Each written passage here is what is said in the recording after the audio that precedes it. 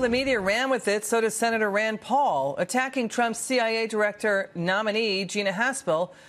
The story is this. They claimed that Haspel was, quote, gleeful in using waterboarding and more. But now the source for those claims admits they got it wrong. It's online news site ProPublica. It retracted its report. It admitted to publishing incorrect information. ProPublica now says Haspel actually that she did not oversee the waterboarding of an al-Qaeda suspect at an agency black site in Thailand, and that its suggestion that Haspel mocked terrorist suffering was also inaccurate. Let's bring in enhanced interrogation architect James Mitchell. He told you here on this show earlier this week that this report was flat out wrong. Watch. Someone misinformed Senator Paul. He's referring to a section from my book where the chief of base was confronting Abu Zubaydah because he was faking confusion. That chief of base was not Gina. And that's the way that they're going to attack her. They're going to take things out of context and distort them. I don't think he's deliberately distorting them, but I think that someone told him something that is not true. I did not refer to her. That does not refer to her. So that is a total mistake and an error. The media is incorrectly reporting that Gina Haspel took satisfaction in the torture of Abu Zubaydah. You're saying she wasn't even there? I'm saying she's not the COB that I was talking about. To the man who interrogated September 11 mastermind Khalid Sheikh Mohammed, James Mitchell is now back with us. I mean, it's good to see you, James. Thanks for correcting this story earlier in the week. How did the media get this so wrong? Oh, they believed what they read. You know, sometimes stories are just too good to check.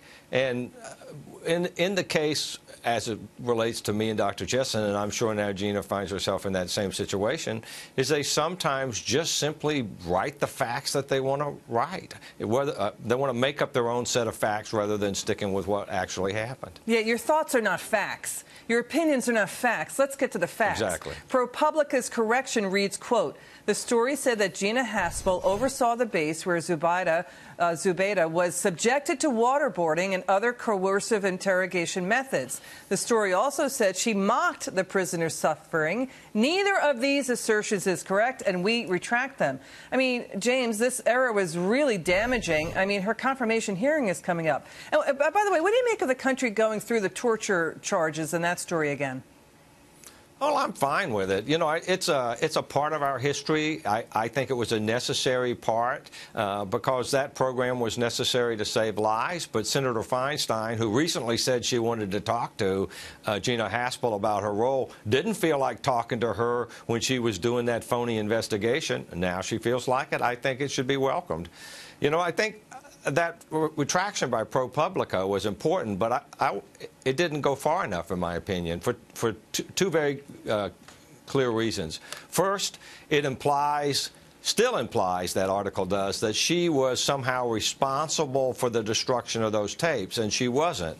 You know, it has been acknowledged by Jose Rodriguez, who was the chief of clandestine services, that it was done on his authority. It was his idea. He ordered it.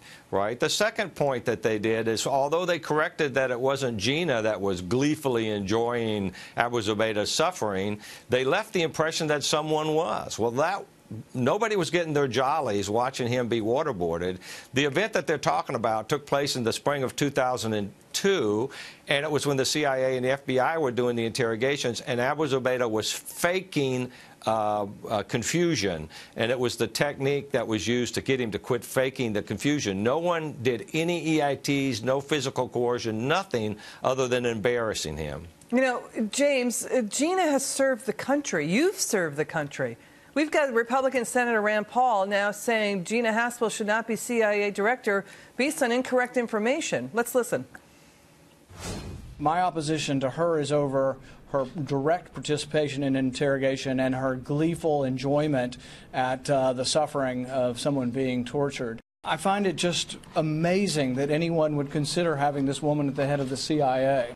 If you were talking to Senator Rand Paul right now, what would you say to him?